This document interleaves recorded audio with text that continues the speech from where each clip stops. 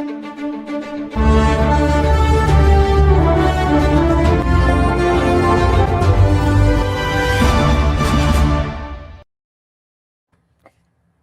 everybody. Welcome to this week's episode of Americana. I'm Julie Roginski here with Olga Lautman, and we are so pleased this week to have David Kramer, who is the executive director of the George W. Bush Institute, but also an expert in Russia and Ukraine and all the things that we talk about on the show. So it is wonderful to have you here, David. Thank you so much for joining us. It's my pleasure. Thanks for having me. Good to see you both. Thank you. David, your institute just released a study about the war at 4 years old, the Russia-Ukraine war. We have to specify which war we're talking about these days, but we're here to talk first about the war in Ukraine that's been going on for not really 4 years. It's been going on for even a dozen years longer than that, which we'll get to in a moment. And then we can talk about what's going on in the Middle East as well, because all these things are interconnected. Tell us a little bit about what your key findings are in that report, and what Europe needs to do to change to help Ukraine win this war, but mostly what the key findings are. Our report that we released in connection with the 4th anniversary of the full-scale invasion, which, by the way, as you both know and your listeners know, is not the start of when Russia attacked Ukraine. That goes back to 2014. Some people would argue, obviously, interference in Ukraine's affairs goes back much further. But if you start this in 2014 with the initial Russian invasion of Ukraine, the illegal annexation of Crimea, the move into the Donbass, and then that continues with the full-scale invasion that occurred in February 24th, 2022. Our view is that most predictions about how the war would unfold were wrong. Certainly the predictions that Russia would invade were accurate, but a lot of people, including those in the Kremlin, perhaps most importantly, assumed that Russian forces would go in and the war would be over in a matter of days or weeks. And what we argue is that here we are now into the 5th year of this terrible conflict, which Putin started. It is black and white on who's responsible for this. Some people who refer to this as Biden's war or whatever. This is Putin's war. Putin started it. Putin owns it. The Biden administration tried to help Ukraine. President Zelensky, of course, is trying to defend his country and fight off Russian invading forces. But the point of the report is that there is still a possibility and an opportunity for Ukraine to win because we believe that Russia is not interested in ending the war. Putin has shown no signs of backing off of his original goals, which include removal of the Zelensky leadership, permanent neutrality for Ukraine, which means no NATO membership, demilitarization of Ukraine's armed forces, recognition of Russian control of occupied territory, but also control of or recognition of territory Russia doesn't even control. That's what Russia has been pushing too. And so Russia has not budged from these positions. And very recently, Russian officials keep referring to the understanding that was reached in Anchorage, Alaska, when Putin met with President Trump. And none of us, I think, knows about any understanding that was reached between the two sides. There was nothing public. The lunch was canceled. The two leaders didn't take questions after they made initial statements. And yet the administration has also not refuted this claim by the Russians that there was an understanding. The understanding, if it occurred, probably resembles the 28-point plan that the Russians proposed. And but there are no signs that we see of Russian interest in this. So it means, what does it mean? I apologize for going on so long. No, please do. It means providing military support to Ukraine, because Ukraine has, even just in the past couple weeks, made gains in the southeastern part of Ukraine that Russia has occupied, pushing Russian forces back. The Russian gains, to the extent that you can even use that word, have been minimal. Maybe about 1% of additional territory, roughly going from Washington, D.C. to Baltimore, that kind of corridor. Enormous costs. But if we provide Ukraine with the military assistance it needs, Ukraine can inflict even more damage on Russian invading forces.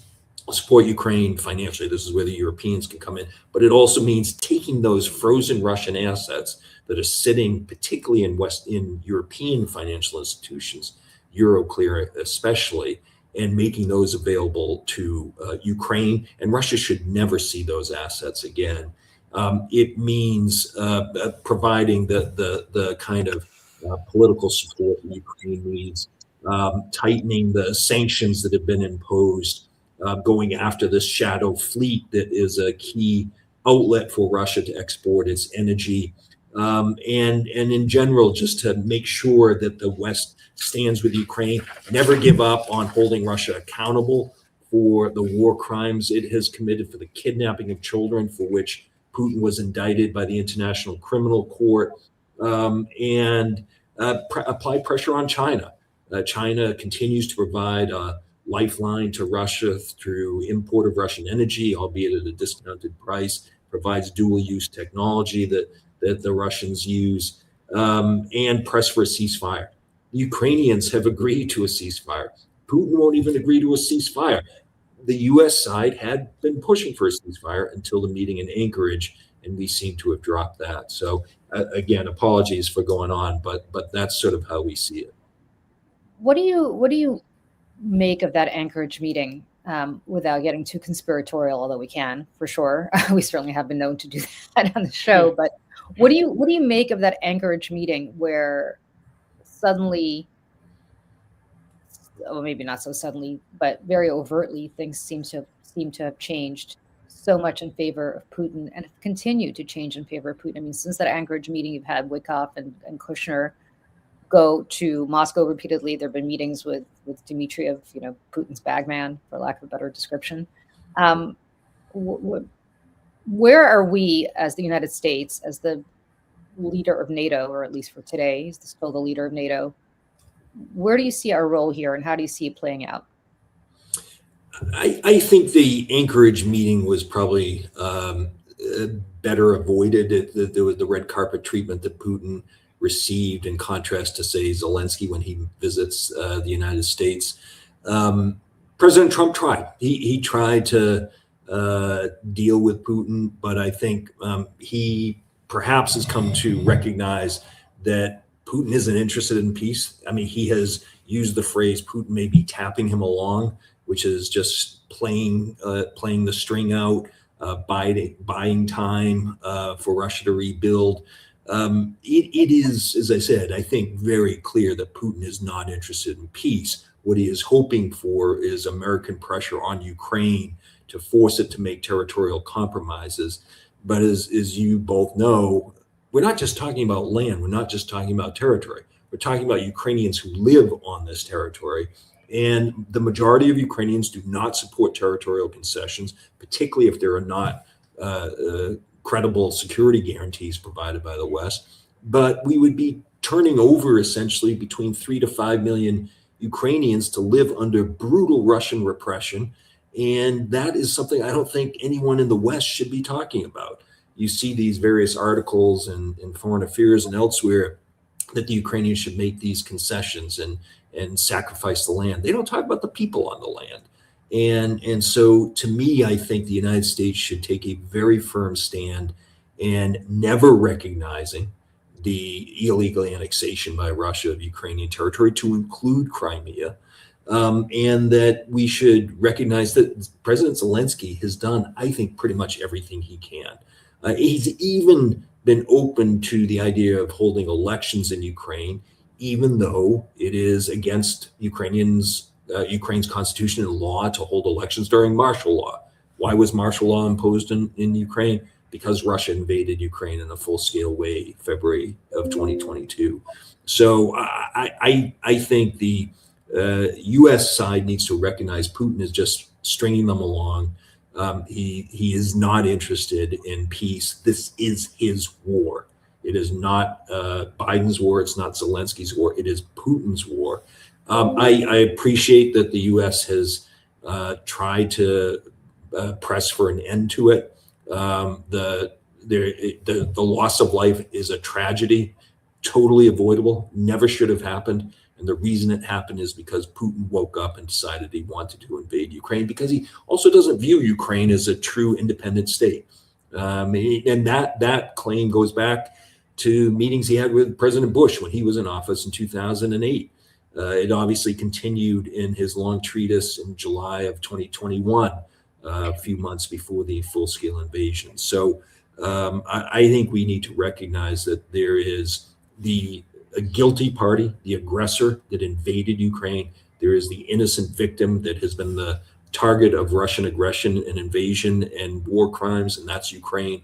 And to me, we should not be playing the role of neutral arbiter. We should be standing unambiguously on Ukraine's side. Great. And I'll just add a few key points for what you said, David. One, the 3 to 5 million people that would fall that are under Russian occupation, if the U.S. forces Ukraine to hand that territory, and if that ever happened, it won't. I mean, this is a centuries-old battle. Never mind even going back to Bush. This goes back, centuries of this war and Russia's invasions and genocide of Ukrainians and on and on. But if I think people fail to realize that is 3 to 5 million people that will be added, or at least say a few million that will be added towards Russia's military, that will be forced to go and fight Europeans. And a lot of people seem to forget that when they wave away and say, oh, big deal, it's only 20% of territory, that should Ukraine fall, Ukrainians under gunpoint, with Russia threatening to kill their families, will be forced to go and fight in Estonia, Lithuania, France, or Germany, or wherever Russia wants to go. So I think that is a very key point, in all of this, and why it's not just, territory or just, never mind the people, but the fact that, like for national security of the continent of Europe, I mean, this really becomes another pointer. And Olga, that's already happening. I mean, we're already seeing in the part of Ukraine that Russia already claims and occupies, Ukrainians being pressed into military service. And if they don't, they pay a steep price. They're subjected to torture and arrest and abuse. And look at what the Russians did in Bucha. Look at what they've done in Mariupol. Look at what they do in Crimea. The Russian government doesn't respect the rights of its own citizens, and it would be absurd to think that they would respect the rights of Ukrainian citizens that were under their control. And so in forcing Ukraine to make territorial concessions and placing these millions of Ukrainians under Russian rule, we would be endangering them in a terrible way. And one other quick point is Ukrainians have fought at enormous cost to not only protect this territory, but to try to regain it. And militarily, it is an important part of Ukraine. And so we would essentially be saying, well, the sacrifices Ukrainians made to try to defend and regain this territory were all for naught. Just give it up. It doesn't matter. This is the only way to end this war. I think the only way the war ends is through further military pressure on Russian forces that either produces some move inside Russia, and I frankly don't think that is terribly likely, sadly, or something I think that is perhaps a little more possible, but I don't want to overstate it. The Russian soldiers on the front lines just say enough is enough. They're tired of being treated as cannon fodder by their own leaders, by corrupt military commanders. You know the statistic that CSIS put out about 1.2 million casualties on the Russian side, maybe as many as 450,000 deaths among that 1.2 million. At some point, despite the deathonomics campaign where the Russian government has turned joining the military into an income generator for poor families, despite that, I think there is the chance that people on the front lines, the Russian soldiers on the front lines, would just say, screw it, this is not working. It is a death sentence to be sent there. And remember, they're relying on North Koreans. They've relied on Africans. They've relied on Central Asians. They relied on prisoners. They are having difficulty staffing up the front lines here because people do know what happens if you're on the front lines. You're not likely to make it back in one piece. Let me ask you about something that you said in your report, because I want to talk about the timing here. You issued it on February 24th. And that was not so long ago, but it's also a lifetime considering what's happened since. What you said in the report, and I do want to just stress again to folks, like, this is March 5th that we're talking today.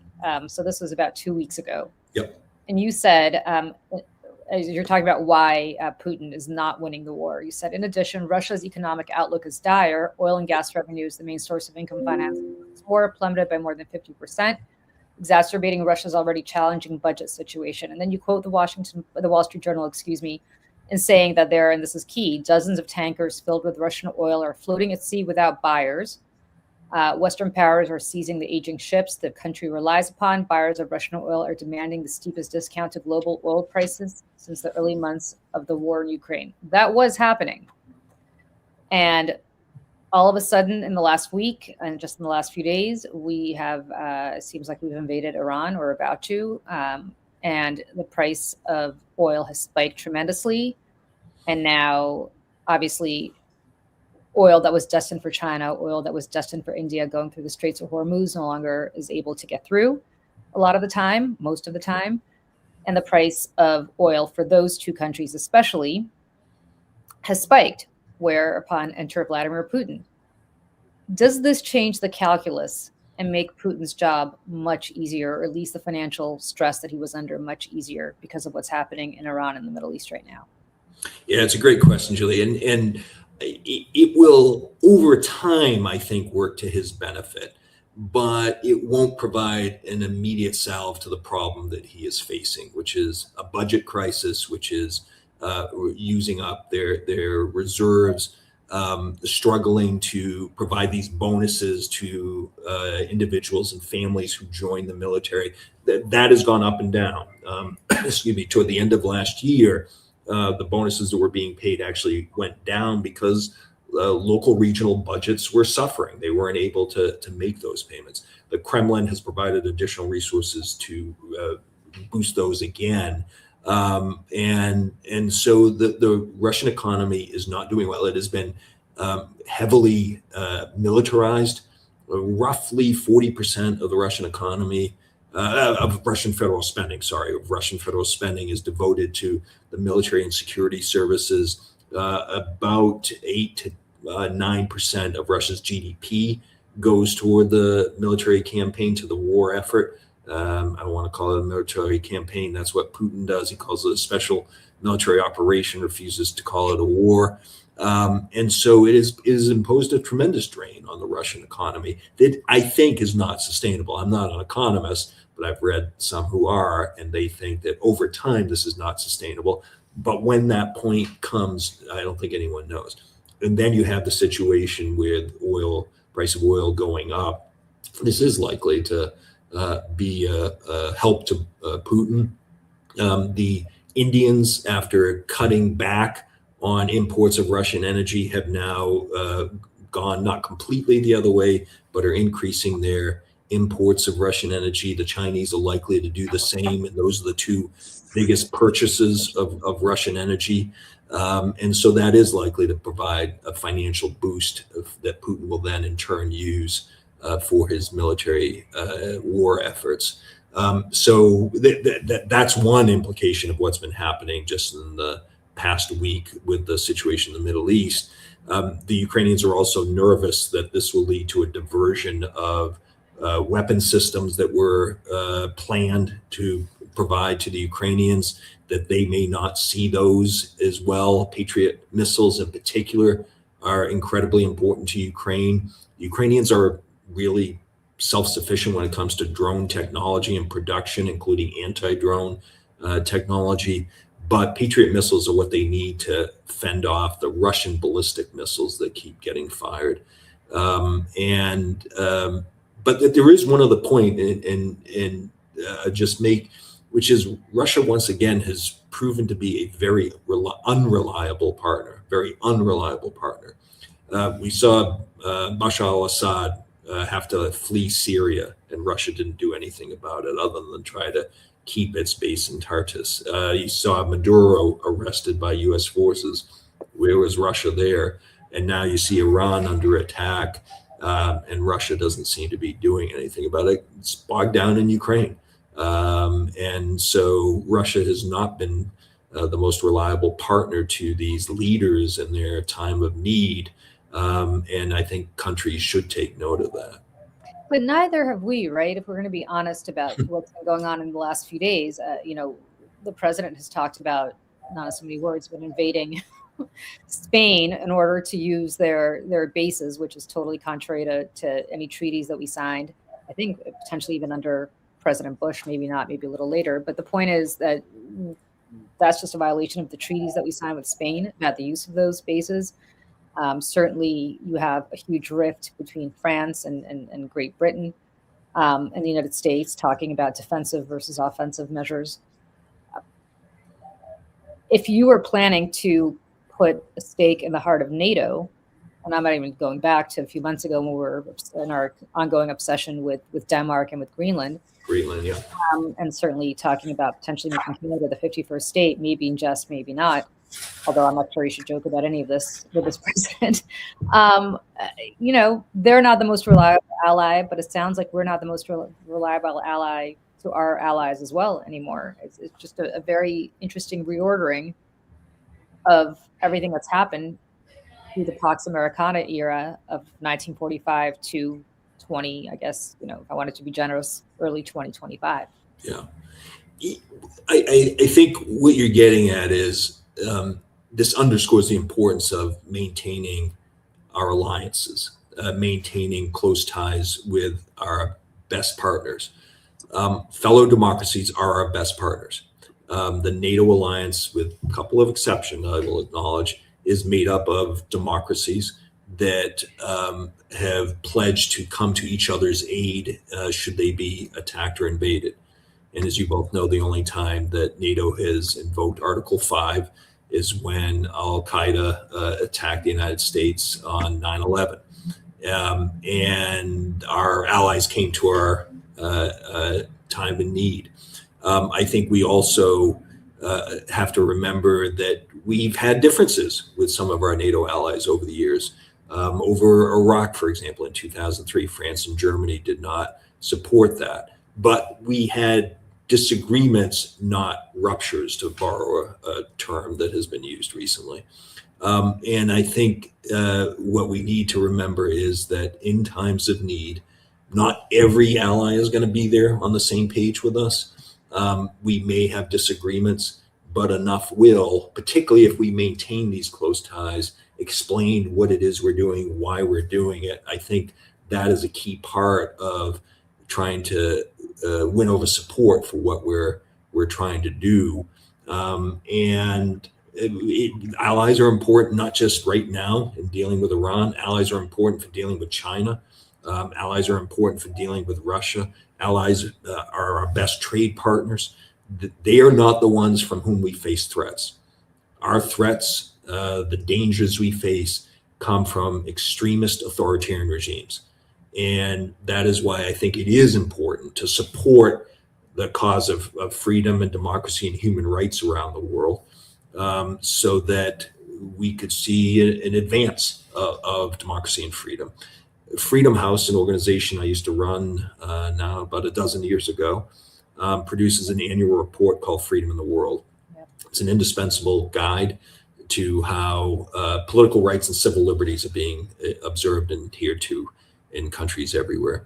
And I would bet that when it comes out with its latest report later this month, we will see 20 years of decline of freedom around the world. That is a cause of concern. In this country, I would say, right?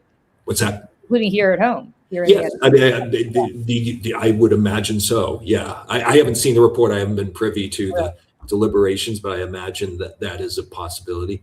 But the point is that it is in U.S. interest. This is not a question of values versus interests. This is an issue about supporting universal values, because if you just talk about American values or Western values, that is less appealing to countries far away from the United States. But if you talk about universal values, that include the right to vote, freedom of speech, freedom of assembly, separation of powers, a vibrant civil society, independent media, all of those things. I think those countries that have those ingredients, if you will, are more likely to be our friends in times of need. And that's why it is important to distinguish between authoritarian regimes that pose a threat and democracies that may have disagreements with us, but are likely to be there when we need them. So, David, I want to follow up on this. And Olga, I know you're having connection issues. So I am having horrible connection issues. So go ahead. Well, then I'll keep talking until you're ready to jump in. But yeah, I can jump in as long as like my internet keeps going in and out. The Kremlin gremlins. I just have one follow-up question to what you said, because George Bush, and you could agree or disagree with his foreign policy, and you could agree or disagree with what he did in Iraq, but there was a component of morale politique to what George W. Bush was engaged in around the world that you just espoused, right? What you just talked about was something that President Bush believed in. And again, you could agree or disagree with the way the execution happened, but it was a core policy of the United States. And it was a core policy of the United States, really, I think, for every president. Again, agree or disagree with Richard Nixon, with Obama's foreign policy, it doesn't matter. I think from 1945 till today, or maybe until last year, with a 4-year interregnum there, that was a foreign policy belief in the United States that there were shared values that we had to espouse around the world, that our NATO allies, rightly said, right? They did not go along with us to Iraq the way I think President Bush might have wanted, but nevertheless, there was a shared understanding and a shared mission of what this alliance is all about. Same goes with our allies in Asia and around the world.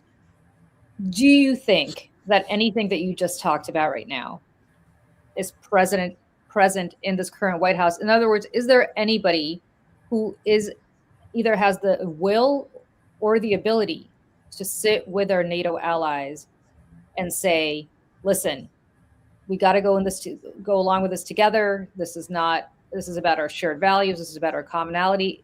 A, is that happening? And B, do they even want that to happen or believe that this should be happening from your perspective? It's a different time. I think that the current administration does not place the emphasis on support for democracy and freedom and human rights that I think past administrations have. And that support over the years and over administrations has been uneven for sure. And when push comes to shove, sometimes we place more emphasis on economic or energy interest or security interest. I've always viewed it as a three-legged stool, which is there are economic and energy interests, there are security interests, but there are also democracy and freedom interests. And often throughout history over the past few decades, that third leg of the stool gets shortchanged. And my argument, the reason I use the stool metaphor is the stool then becomes a little unbalanced. And so it's important to make sure that we attach importance to democracy and human rights and freedom issues. The president in a speech last year in Saudi Arabia made it clear that the United States was not going to tell countries in the region how to govern. There has been, I think, a reduction in emphasis on this in the State Department. The bureau that I used to head, the Democracy, Human Rights, and Labor Bureau, has been reduced rather significantly. It's still there. There's an assistant secretary confirmed who I hear very good things about. I haven't had a chance to meet him myself, but I hear very good things about him.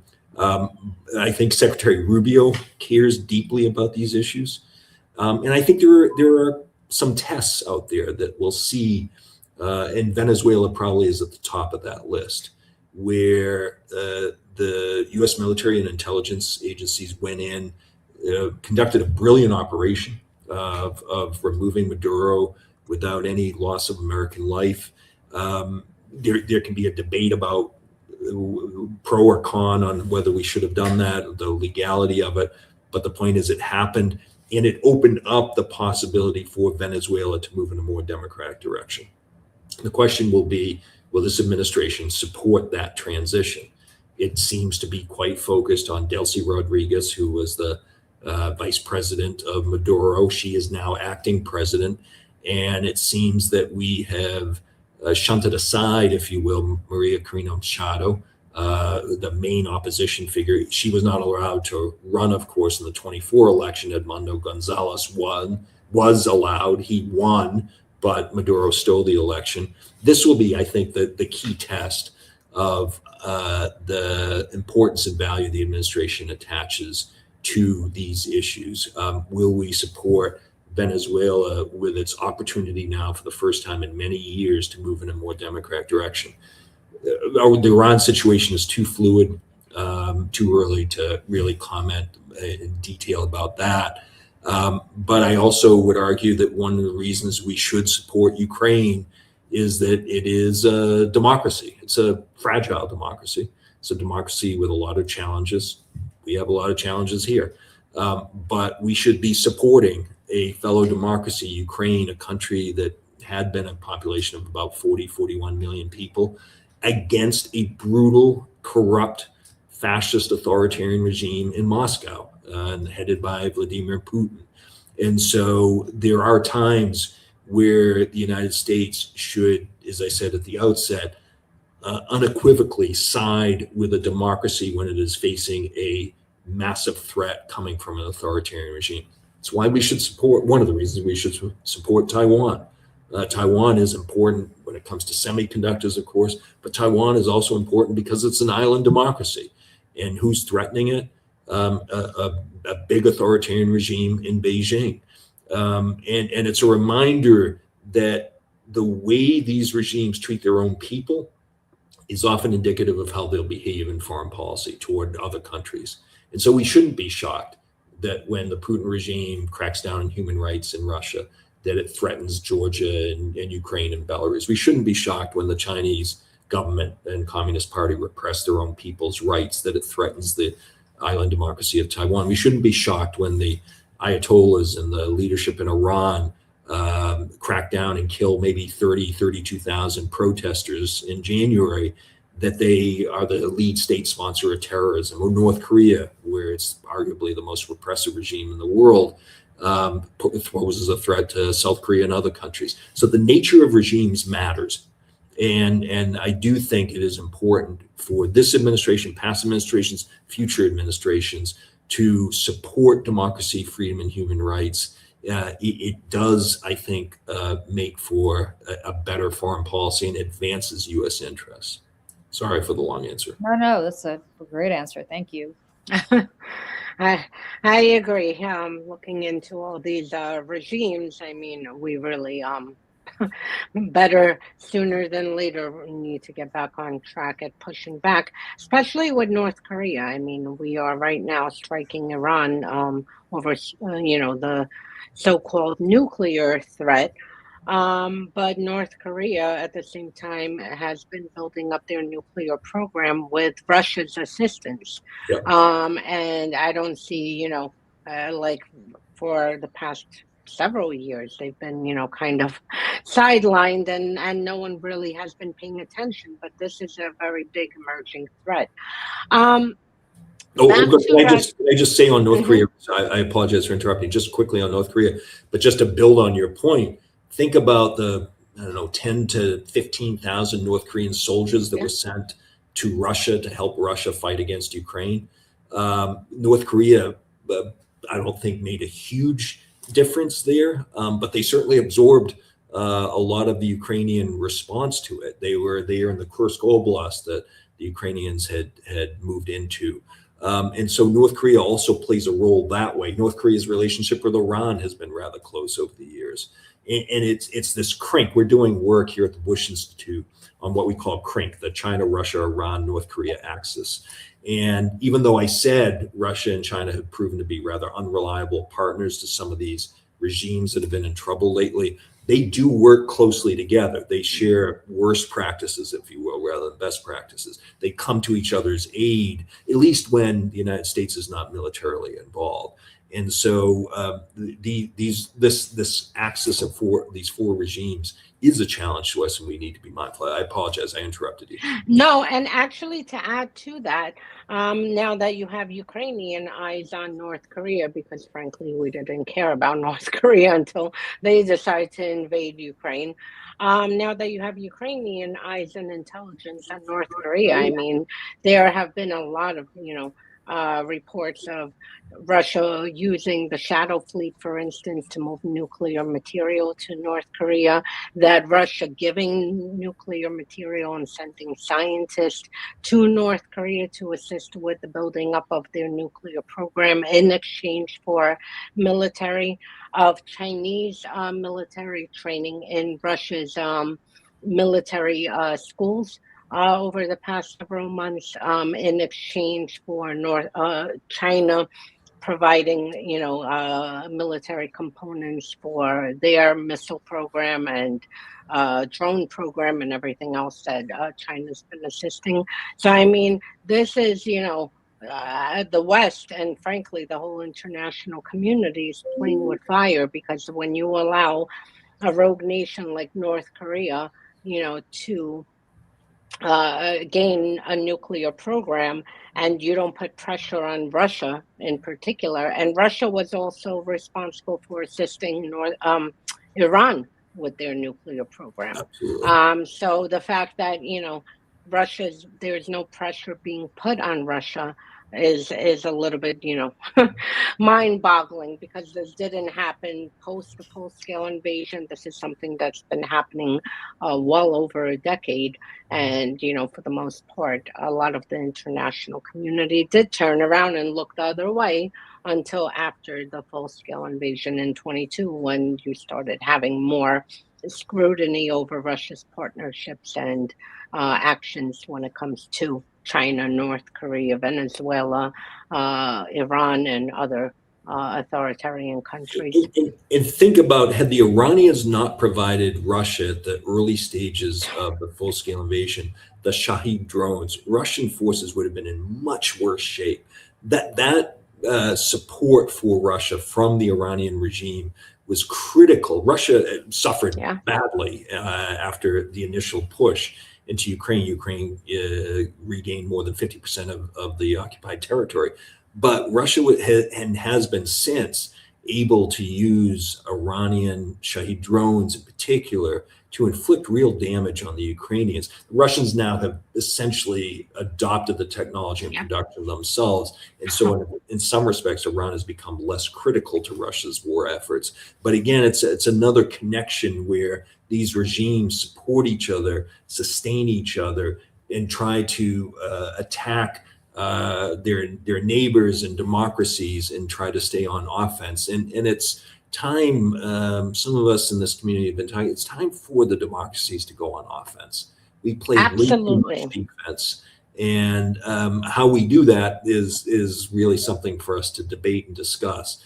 But we always seem to be in react mode rather than proactive mode. And I think it's time for us to reconfigure that. I'm old enough. Sorry, Julie. I'm old enough to remember IRGC thugs patrolling into Crimea to assist Russia in the early days of that. And this is after the joint, command centers in Syria, and what IRGC and Hezbollah and Russia did to Syrians. Upwards of 700,000 Syrians were massacred by Assad and, their friends. So yeah, 100%. Just to get back to this war, because the question is, what short of, let's say we give Ukraine everything that we just talked about, which I think is a big if, especially in the current circumstances. But let's assume we gave Ukraine everything we wanted to do. I assume you mean also offensive weapons that could reach potentially to Moscow or St. Petersburg as well. Tomahawks, absolutely. Yeah. Because Julie, sorry, a real quick interruption. I apologize. Remember, it was President Trump in December 2017, after the Obama administration refused to provide lethal military assistance. It was President Trump initially in 2017 that agreed to provide Javelin missiles to Ukraine. So that was a very important step. I apologize. No. But so from my perspective, let's say that we do, whether surreptitiously or not, at least what we did in Afghanistan back in the 1970s and 80s to help Ukrainians. Is that really how you see this ending? Do you see this being a war of attrition where Russia just goes bankrupt after a decade, or hopefully it won't be a decade, but after years and years of this kind of military action? Or do you see this ending potentially in us providing javelins and other offensive weapons to Moscow, or sorry, excuse me, against Moscow, to the point where this suddenly becomes a war that very much hits home, because the way Putin's been getting away with this domestically, at least, is he has been taking this from, the oblasts that are not necessarily, not even the oblasts, but just, regions that are very, very far from the centers of power. It does not hit home to the average Muscovite or to the average St. Petersburgian. And this is just a war that's happening elsewhere that they see on TVs being ginned up for propaganda. But much like the war in Iran, or Iraq for that matter, didn't really affect the average American, except for people who were fighting there and their families. Doesn't really affect people in Russia yet. So how do you see this ending if we were to do everything that you suggest that we could do? Well, keep in mind, I think the previous U.S. administration was preparing to provide the kind of assistance we provided to the Afghan resistance on the assumption that the Russians would roll right on in. Right. And there were people who were predicting that providing military assistance to Ukraine would make no difference. There was not a very good article in Foreign Policy in January of 2022. I won't mention the author's name, who said military assistance won't matter. And that was just so fundamentally wrong. And then you had the frustrating experience for Ukrainians where they would ask the administration for certain assistance. The answer would be no. They'd ask again. The answer would be maybe. They'd ask a third time, and the answer would finally be yes. But in that intervening period, Ukrainians were getting killed. The U.S. assistance is down by about 99% from where it had been. The current administration has made a decision to not continue the military assistance that was provided. You've heard recent comments by officials that had we not provided Ukraine with these weapons, we could be using them right now in the Middle East. I think that's unfair to the Ukrainians. They were in desperate need of military assistance, and it was right that we provided that assistance.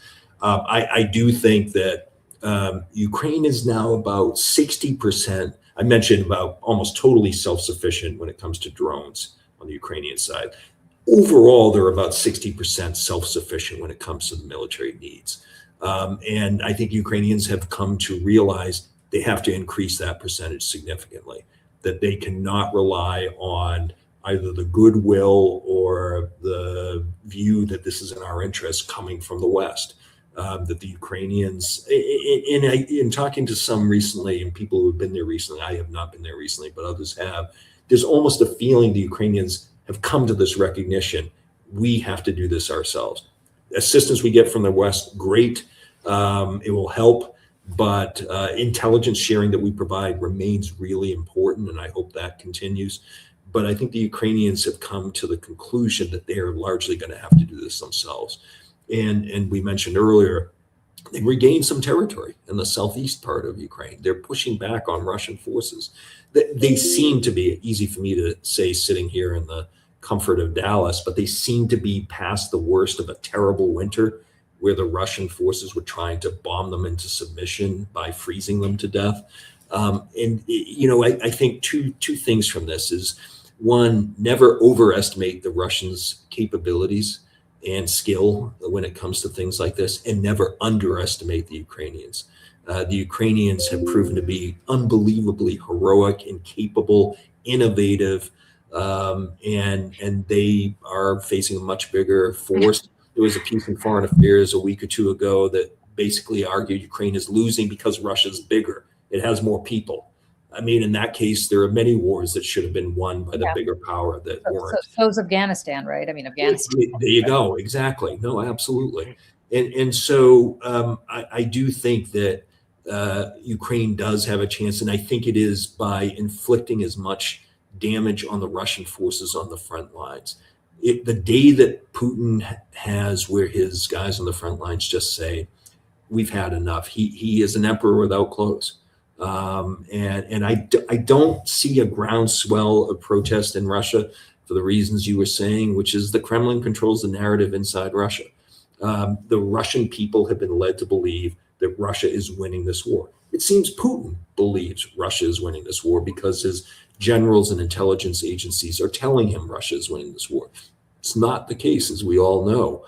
And yet the Kremlin controls that narrative. The Kremlin provides these bonuses to poor families in the outer regions of Russia whose fathers, sons, or brothers sign up to join the military. This is money that's desperately needed for families who can't make ends meet. And so it has become, this term deathonomics, where the Russian government provides funding for families who agree to have a member join the military. But I think the people on the front lines, when they realize what they are facing, they may reach a point. I've been saying this for a while, so take it with a grain of salt. But I do think at some point, the Russians on the front lines would just say, what the hell are we doing here? Ukrainians know why they're fighting. They are fighting for their land, for their freedom, for their lives. I think a lot of the Russians have no clue why they're there, other than they've been paid to go and they've been told to do it, that it serves the greater cause. Well, the greater cause really is only Putin's cause. Well, I'll just add that nobody in Ukraine who has any kind of memory of being under Soviet occupation with Russia, Moscow, as you know, in charge, wants to ever go to that. Like, people rather frickin' die being chopped up in 7 million pieces than live under Russian occupation. And for the younger generation who doesn't remember what it was like, all they need to do is look at what's happening in Donbass and Crimea, where Russia, after they invaded in 2014, set up concentration camps, disappearances, using rape as a tactic, forcing Ukrainians to go fight Ukrainians on the front line, which is a war crime, and everything that we've seen. So that's, one thing. With the Russians, it's going to be interesting because right now they're having their own inconveniences, which actually might turn into something with internet being shut down across the country. Yeah, that actually might be a bigger motivator that might break through their imperialistic, bloodthirsty lust for taking more territory. So that might work. We'll see. Just to shift a little bit towards Europe. Over the past several months, we've seen Russia increasing their aggression now against NATO. I mean, literally, like over the past 6 months, we saw drone incursions into Poland via Belarus, nonetheless. Russia's fighter jets crossing into Estonia for 12 minutes, which is, a lifetime in those terms. Targeting a von der Leyen's plane with GPS jamming. They just targeted the French nuclear ship that was in the Baltic for NATO exercises. They sent a drone from Russia's espionage ship towards it, and the Swedes shot down the drone. And you just see every single week something is happening, whether it's airports in Norway, Sweden, Denmark being shut down, railways being set on fire in Germany, Poland, France. How long do you think it will be before Russia actually either miscalculates and hits a NATO country, or intentionally, launches a war against either, like, to sweep through the Baltics or through, Poland or Finland or anywhere else? Well, just to add to your list, Olga, I mean, we've seen Russian agents blow up arms depots in the Czech Republic. We've seen assassinations on European territory, in Berlin, in the UK, and other places.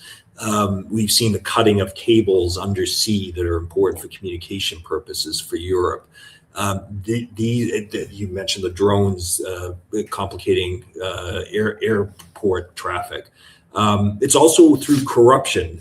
You mentioned the report we issued on February 24th about the Russia-Ukraine war. We also did a report, it's on our website, called Strategic Corruption, Russia and Europe.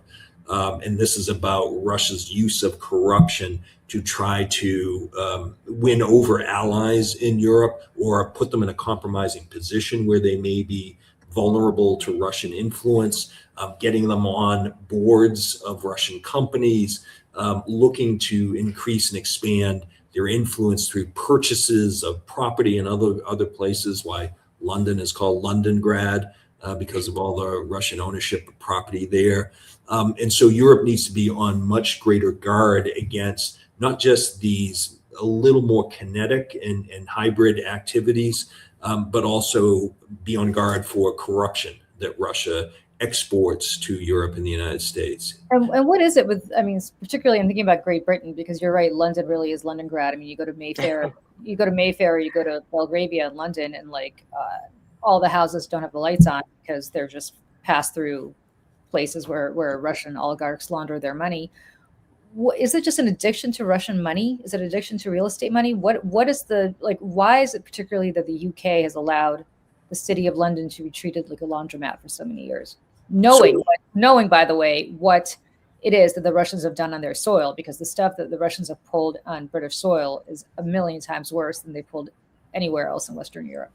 So I think it's a combination of things, Julie. It is, first of all, a lot of this goes back quite a few years. Right. And so we shouldn't think that it's just since 2022 with the full-scale invasion of no, this is like decades. This has been going on for decades. Yeah. Absolutely right. I think there has been an openness to this. It is a lot of money for real estate agents. It's why greater transparency when it comes to transactions is so important. It's why greater transparency when it comes to serving on boards and that kind of thing. I mean, remember, was it the Austrian foreign minister, after she left office, she joined boards, of course, Gerhard Schroeder being one of the most late cases, absolutely. And on the Nord Stream pipelines decision. So I think it is, in the case of the UK, there's been openness to this kind of investment, these kinds of purchases, because it's money in people's pockets. But it's also interesting to look at the flip side of this. Russia loves to denigrate the West, talk about the evils of capitalism and democracy and all these things. Talk about how NATO is a threat to Russia. The European Union is even a threat. Remember, that's how the Euromaidan revolution started in November 2013, 2014. It wasn't because Ukraine was going to sign up with agreements to NATO. It was because they were going to sign association agreements with the European Union. But the point here is, with all that condemning and denouncing of the West, where do Russian oligarchs put their money? In the West, because they trust our institutions much more than they trust their own. They know if they keep their money in Russia, it is likely to be confiscated. And so while they're all bashing us, they can't wait to vacation on the Mediterranean coast and buy up property in the UK and elsewhere. So again, this is where we can play offense by cutting off these opportunities for Russians to put their dirty money in our countries, because Russia's greatest export, I would argue, is corruption. But in order to export corruption, we import it. And so we control half of that equation, and we need to do a much better job of pushing back on it. Yeah, I remember after you mentioned Euromaidan, I remember my friends Daria and Olena running around and saying, you're calling Ukraine corrupt, where we are begging you, we're giving you the accounts and the banks and the people involved in this. This is a two-way street. Shut it down on your end as well, And their organization does great work. Absolutely. Mm-hmm. Yeah, sorry. Well, I have to, I think on behalf of both Olga and myself, because we said we'd keep you until noon our time here on the East Coast, we are so deeply grateful to you, David. This was just wonderful to hear your level of expertise, and actually, even more refreshingly, some good takeaways for people to think about that we could do positively and offensively, because I think what we typically tend to do is lament the situation as it is. But I do my share of that too. Yeah, but and some very good food for thought, I think, to me certainly, but I think also to a lot of other people, about the fact that you're absolutely right. Like, not to age myself with my Gen X references, but like, they're the Legion of Doom, right? Like we have to kind of offensively realize, you're absolutely right, that we are the democracies of the world. And by the way, run the markets. And so we have capabilities, and we have and have much better militaries and so on. I don't know why we're constantly in a defensive crouch when you're absolutely right. We control the world economy. We control not just the United States, but I mean the EU, the United States, the democracies of the world control certainly more military might than anybody else. Yep. You know, Russia and China's, well, China's a different story, but certainly Russia is a failing petro state. Yep. That, as you said, has, you know, until 2 weeks ago had ships floating in the sea looking for buyers. I mean, what does that tell you about their economic situation? So thank you from the bottom of our hearts. Thank you so much for joining. We hope. And I'll add one final point on that it's more than just the governments. It's up to all of us. We can do it because it's up to the people. The people shape the governments. And even if the government, you know, doesn't want to fight corruption, we can band together and, you know, go after banks that are assisting Russia or companies that are assisting Russia and kind of start these campaigns to make sure to boycott them, to let people be aware of what is happening. So just to add, we all have the power. And your point, Olga, we have on our website a weekly series we call Democracy is a Verb. By the way, democracy is not a verb, but the point being, for democracy to work, it needs engagement from its citizens. And it needs informed citizens to engage. And so it's critically important that it isn't just up to our leaders. There are things we can do ourselves, and that's really important to do. I'm grateful to both of you for the opportunity to be with you, and thank you very, very much. I enjoyed this. And thank you. Before we go, where could you said that you have this on your website? I love that. Where can people find you? What's the best? bushcenter.org, all one word, bushcenter.org. Feel free, folks, to get in touch with me if anyone has any questions or anything. I'm happy to answer them. So, yeah, there you go. Perfect. Thank you so much. Thank you. Thank you. Appreciate it. Bye. Well. Bye. Bye.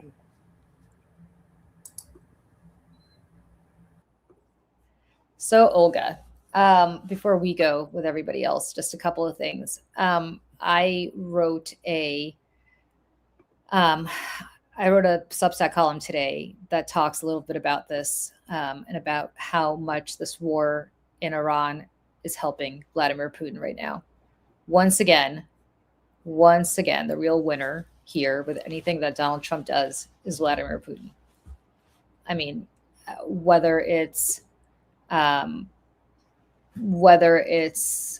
the fact that energy prices are not going to go up, which makes Russian oil that much more valuable, whether it is our president continuing to denigrate our NATO allies, like he did with Spain and Great Britain.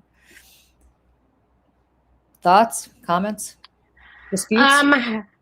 I agree initially, but I want to see how it plays out because I remember, you know, the spike in oil after Russia's full-scale invasion in Ukraine. I remember, I mean, literally in New York, in Staten Island, I was paying $6 plus a gallon at the time.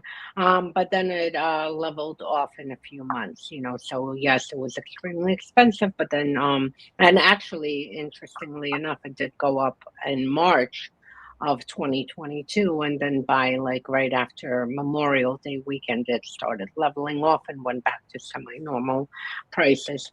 So I want to see how, you know, how long this lasts as far as with that, because with Europe, yes, they're reliant on oil from the Middle East. The United States is self-sufficient. I mean, we technically should be able to handle, you know, even if the Strait of Hormuz was closed for a while, you know, we should be able to handle it, and we should have enough oil capacity even to help our allies.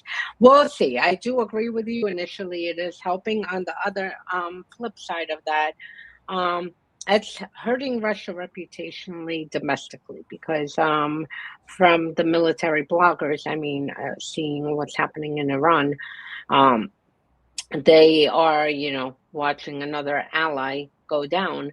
And I was actually joking with my dad, if Cuba falls, like my dad was like, you know, Putin needs to be hung by his balls because this is like, in Russian, he said it, because this is like, you know, one of Russia's oldest allies going back decades and decades and decades. And if Russia's not going to step in to save Cuba, this, I would argue, is even worse than, for instance, Iran or Venezuela or anyone else. So domestically, it is hurting with the military bloggers. With that. But yes, I mean, Russia and China are both going to, in the short term, make gains on this, because right now everyone's distracted and looking into the Middle East. One, two, the U.S. is fighting with its allies very publicly, like you said, with Spain and Britain. And Russia right now can, just basically domestically, they're already using the justification, like, look, if Israel and U.S. can go and eliminate a leader and, do what they're doing and start a war, like, they're using this as justification for their full-scale invasion and basically for their occupations. So we'll see. We'll see how it plays out and what happens. We still have ways to go. We have to see how long this lasts. I don't foresee every day Trump is getting us deeper and deeper into the shit. I don't see, him like 4 weeks, like, okay, we're done, we're leaving, because I don't think it's going to work like this, especially that the war is spreading across the whole region. Like today, I saw this morning, overnight, Azerbaijan was hit, and you see Iran, like, literally, like, expanding the war across, even pulling in parts of Europe. So, what are your thoughts? No, I mean, I think this is a total unmitigated disaster. I don't necessarily think this is bad for Russia. I think, I mean, maybe they won't get their Shahed drones anymore, but in the long term, they're going to get their oil spike, and the more that we're distracted in Iran, the less we are focused on what's happening in Ukraine. So they can continue to do whatever they want. Look, everybody's eye is off the ball here. Everybody's eye is on the Middle East, the last place in the world where I think we need to be. And what we should be focusing on is helping the Ukrainians win this war. So I do not. That's not happening. Not under this regime. It's not happening. It's not happening. No. But that's the problem. The problem is that we're in Venezuela. We are in Iran. Yeah. We're in Ecuador, which happened a couple of days ago. We are apparently going to be in Cuba soon. Who the hell? I don't know why this is a thumbs up. I don't know what the hell we're doing. there's a genocidal war happening all over Eastern Europe right now. And I just want people to remember that. And I know we talk about this once a week, but this is something people should remember every single day. Okay, on that note, guys, we finally recorded our Americans podcast. We are going to debut that next week. So look for the first episode of that. Please join us on the Media Network. Olga was there. I was there. A bunch of other people were there. It was awesome. And we're going to do another one this Sunday. And then we'll, as people can drop in and drop out if they want, they can come on in. So that's happening. And then Olga and I will be back next Thursday for another episode of Pax Americana. And that was great to have David there. Olga, thank you for arranging that, because he was fantastic. Yeah, he's actually been one of the strongest advocates, not only for Ukraine, but for Georgia, because he was working under Bush, right when Russia invaded Georgia in 2008. And they did it on the way of, Bush was on his way out. He didn't want to draw America into a war. And then Obama came in and ignored the fact that, Russia just invaded a sovereign country, first time since World War II in Europe. And he argued at that time, that there should have been a stronger response, because allowing Russia to get away with Georgia resulted in then the 2014 invasion of Ukraine, and then the full-scale invasion of Ukraine, and everything that's happening now. Yep. So, all right. Julie, someone's asking where to watch the Americans. Yes. The first Go ahead. episode is dropping next week because we want to get a couple in the can in advance because they're more cultural than they are, newsy. You could watch it here on the Mayday Network. So like and subscribe, and you will absolutely get an update as to when we post it. Michelle is hard at work doing an amazing promo, an amazing rollout of it. So that will hopefully go up today at some point. And if you're asking where to watch The Americans, the TV show, you could watch it on Hulu if you have Hulu for free. If not, I guess you could purchase it on Amazon or wherever, or Apple TV. I have Hulu, so I watched it on Hulu. If you have not yet watched the first episode, watch it, the pilot. And then next week, we're going to be talking about episode 2. So watch that. And then we'll just do episode by episode. But the first one, we very much focused on what the political situation was like, both when the show was supposed to take place in the 1980s and also when the show premiered in the early 2000s, and also how that affects everything today. We got very political, but as we go on, we're going to be talking actually about the show itself and not so much about politics, because we all need a brain break for an hour. A brain and a break. Yeah, You're we need to just talk about some good better than Russian spies. Yeah, a good TV show with Russian spies that don't affect us. Of course, they still are here, so it's not like the Legals program is still not happening. I'm sure it is. Oh yeah. Speaking of, there's if anyone's interested in actual Russian spies, there's one. I did a deep investigation on her over a year ago, but she is here in New York, in Brooklyn, and she just got sentenced for texting an FBI agent and trying to honeypot him.